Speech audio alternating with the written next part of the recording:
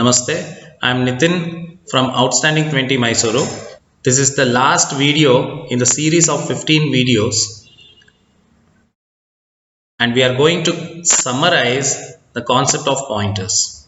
To begin with, the unary ampersand operator can be applied only to a variable including pointers, because pointer is also variable, and the unary star operator can be applied only to an address including pointer, because pointer hold address. Address is not a number and number is not an address. This is most important thing that we have to learn. That means to say a pointer cannot hold a number, it can hold only an address, and if we forcibly try to store a number in a pointer, it starts behaving like an address. This we have seen it in the part 3 and part 5 programs. A pointer can hold only an address and not a number. Size of a pointer irrespective of the data type is always same on a given operating system. This holds good even for the variables of the derived type, that is the variables we create for structures or the objects that we create for classes. A pointer of a data type x star can hold the address of a variable of type x only. X here is a data type. It might be a primitive or derived type. I have given you two examples for you to understand this. Every address has the property size or length of the data type property. This is very important. A number does not carry any property or unit. However, the data type of the number has some property. For example, when I say an integer variable, it does not have the decimal part, the precision part, whereas floating point variables can have precision part. So the float, int, they have the properties including the range of numbers we can store depending upon whether the number is short int or long int, etc. But the number we store in a variable, say int n equals 20, the 20 does not have any unit, something like centimeters or meter per second, etc. But when you take an address that is stored in a pointer, will always have the property size or length of the data type property. Pointer is constant is not same as string is constant.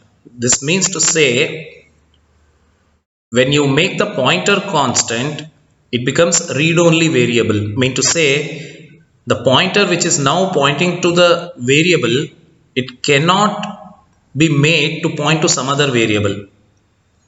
When we say the string is constant, what it means is the data is read-only. That is, the pointer which is pointing to an array where the string is stored, it cannot be modified via the pointer.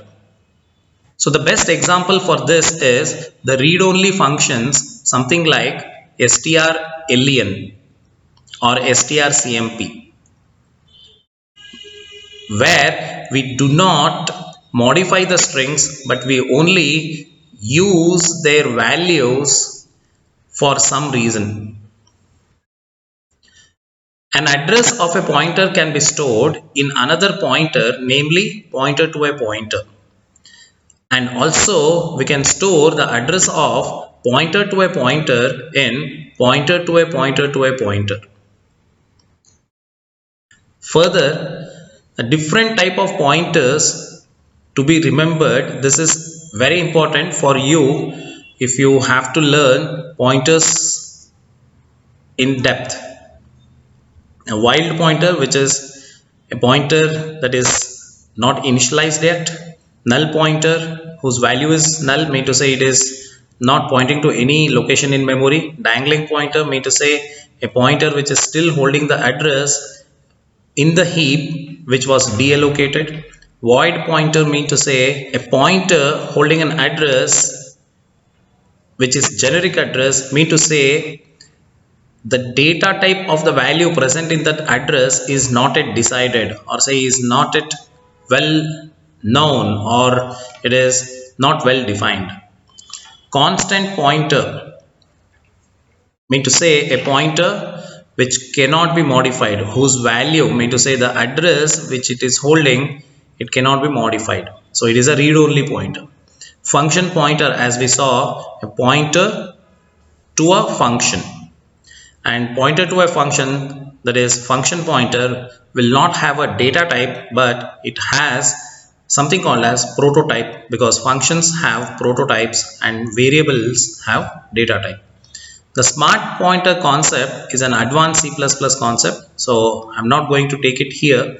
I'll explain you this concept when I make the videos on C++.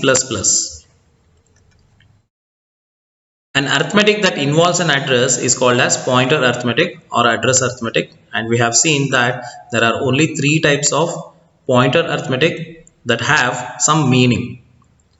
And when you come to address minus address, particularly, both the addresses must be of the same type, and both the addresses must be allocated to our program, and all the addresses in between these two addresses must also be allocated.